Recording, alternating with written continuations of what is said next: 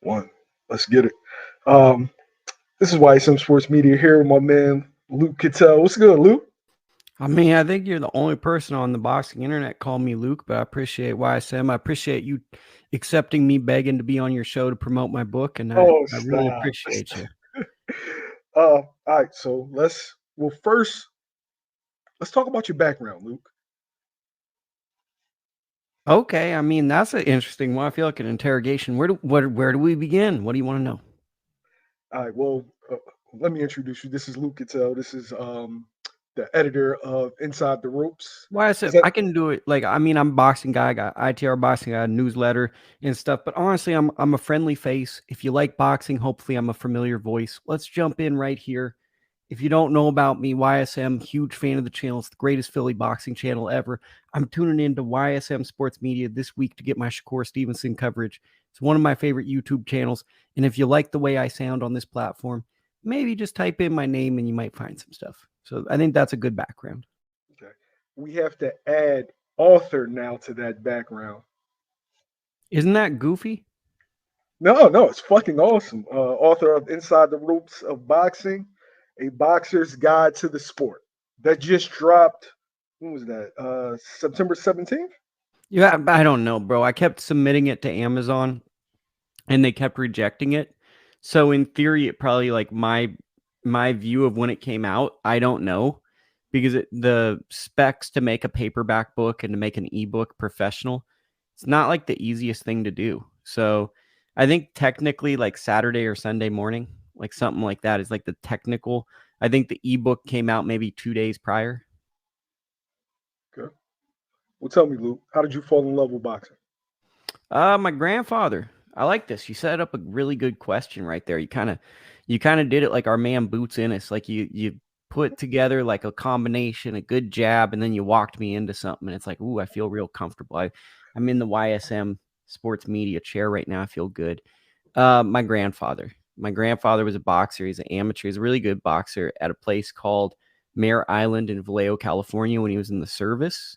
He Mm-hmm. had like one of those records that was like 90 and 10 as an amateur, Mm-hmm. but didn't want to go pro because there wasn't really like a point to it back then. It was more for legacy than money. So he just became a school teacher, which sounds funny to a lot of people, but that's kind of like you'd box and then you got a job. Like when he was alive, basketball players didn't make a lot of money. It was like more of like a profession than it was like a get rich scheme. So, I mean, me and him were close and it was kind of like if it was on, we watched it. So that's basically like that's probably the most sincere answer I can give you. And now I'm sure that just like every dad and grandfather, when you're watching it, then they have to use you as an example. So then they show you how to box. Oh, you already know off the dribble, you Mhm. know? So like when I'm like 6 years old, I remember going to the dinner table, right? And he comes out of a room and he's pumping a jab on me and I'm a little kid, so I'm all friendly and stuff and he's really pumping a jab on me, like really trying to not sit on it, but poking it. So like you're talking about 6, 7 years old having to figure out how to get by a jab just to get to the dinner table. And it's like this was like normal, right? So it's like he's pumping a jab. He's like, you gotta, and it's like I wasn't even being trained to box, but that's how much boxing was a part of my family. Was it was like to get dinner, you had to get by a jab. To when Mike Tyson fought, it's like we'd just sit there and go, man, this guy is he's turning the defense into offense, the offense into defense. Him and his brother would be there and they'd like kind of try to display what he's doing, but it would look all messed up because they're not Mike Tyson. So I mean, it's I guess for me, and it's probably the same for a lot of people listening. Boxing has always been a positive thing in my life, and though I've gone a lot of different directions in my life, boxing has always been something that gave me a lot of stability and really helped me build confidence and feel comfortable in who I am. And when I came back to the sport of boxing, it really changed my life and helped me I think utilize this life that God gave me to the fullest potential. What made you add author to your, laundry list of accomplishments? This is a terrible story. Frank Staya, a good friend of mine, close friend, a Philly guy, right? Philly guy. I like Philly a lot. Um, we're just talking, and he goes, "Hey, bro, hey, bro." before it's all said and done, you need to write 2 books. And I go, yeah, fuck that shit. I'll just write a book. So I just went in my bedroom and I wrote out 10 chapters because the point of this book is there's a lot of things that if you get into boxing, you have to learn through trial and error. Mm. So I'm not saying I know everything in boxing. I'm just saying these are a lot of things I believe to be true in this book. In the press release that went out today, I compared it to Niccolo Machiavelli's The Prince, which is one of my favorite books, in that it's more of a treatise than a book, where it's if you look at and synthesize some of the things I talk about in this book, then that can help you get the most out of your boxing. For example, if you go to a boxing gym, understanding what you want out of a boxing gym, not just assuming because you're going to a boxing gym that the boxing gym is going to be a professional center and they've had accoladed fighters and this, that, and third. No, look at like how do former fighters view the gym? What is the culture of the gym? Just it might sound boring, mundane, or unhelpful to the average boxing person, but I mean, I really wrote this for a parent or a young fighter who wanted a handbook for the sport of boxing. So to make a long story short, it's I wrote the book that I wish I had in 2008 when I came back to boxing. So I didn't have to make all the mistakes I made to get to this point. And Frank Staya was the one that encouraged me to write this.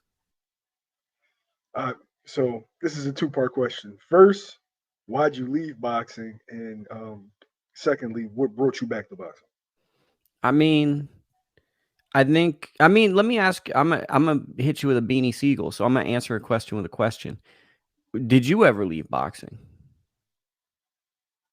No, I am a new boxing guy. Oh, okay. So like when I was a kid, so it's like when I was a kid, I tried to box, and if you notice, my nose is broken. Mm. So I got my nose busted, and I'm like, man, getting beat up really sucks.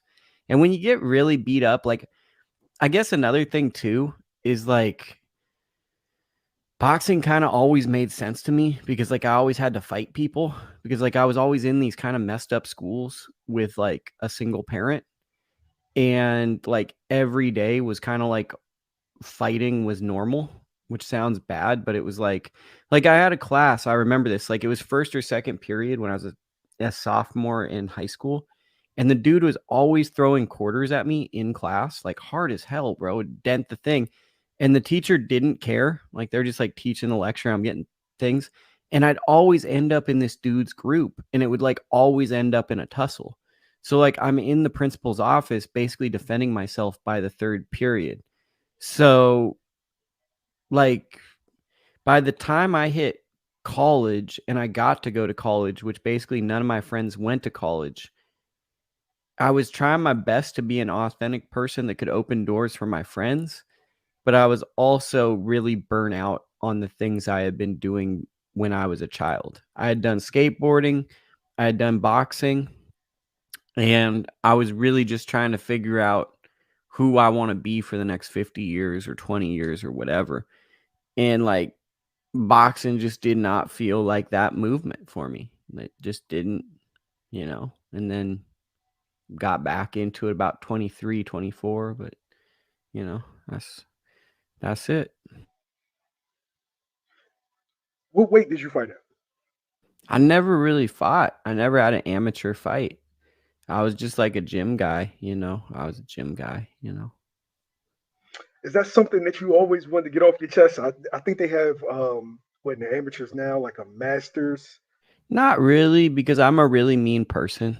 So it's like um I don't think people are capable of being as mean as me. So it's like I've gotten that out in sparring because like if I fight someone, I really want to hurt them forever. And I just don't think that's healthy for me to go in because I don't think people understand how mean I can be. All right, so this is considered a boxer's guide to the sport. Yeah. What do you feel like is the most important fundamental in boxing? I mean, if what's the most important thing? I think that there is no one most important thing. I think that's the problem is it's like it's I guess the most important thing is understanding, do you want a boxing teacher to teach you and get you to the furthest extent of what you have? Or do you want a boxing leader, someone that will be without fail in your corner every step of your way, from life, from the beginning you step into the gym to the time you leave? What matters more? Do you want motivation, or do you want someone being technical and this, that, and a third? Because I do think there's two types of personalities, and we tend to often glorify the boxing teacher, Mm. because the teacher is kind of like the Albert Einstein of boxing. I understand if this guy's throwing a jab, then I'm going to pivot over here and I'm going to put together this algebraic equation and we're going to just beat this guy's ass. But I do think that a lot of people in boxing, myself included, have kind of into this, where it's like my family situation was really messed up for a lot of my adulthood. And just having a group of people that showed up to see me fight on a Saturday meant a lot. And it really helps if you have technical coaching, but it also just helps having some people that say positive things, because that was a big thing probably in my teenage years. It was like 10 negatives to 1 positive. So I think the big thing is understanding what environment you excel at and understanding you need to be your own boss of your situation. If you don't like your situation, you have to change your situation, because no one's going to change your situation for you. This is not a team sport. I like that. I like that. By the way, jump in and talk with me as well. Like if I'm just talking too long, feel No, free to be a man. human No. being. Nah, this is see, that's the thing. You're used to being the host. You're not used to being the interviewee. Yeah, it's awkward, bro. I feel like I'm on trial. I feel like, judge, what did you think here? But it's good. Shout out to Philly, man. Philly, don't shoot me.